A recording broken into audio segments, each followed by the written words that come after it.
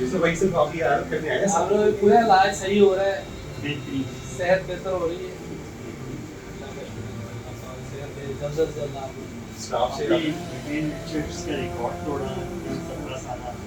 क्या बात है। वो भी अल्लाह ने ये कराया। ये बहुत शौक से देखता था। ये सारी चीजें अल्लाह के हाथ में। ये रिकॉर्ड भी अल्लाह ने बनवाया है बिल्कुल।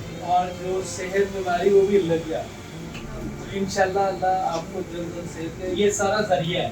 उन दिनों आपने इस्लाम को कबूल किया था और आपके एक बैच आया हुआ था और आप उस कंटिन्यू करते गए और माशाल्लाह सही बात है, ये बरकत है इस्लाम। इनामात तो अल्लाह ही देते हैं, इंसान को नहीं देता। आप बहुत ग्रेट है। मेहरबानी। कैसे है? इलाज सही हो रहा है? और जेल में? आप सब खैरियत? आप भी?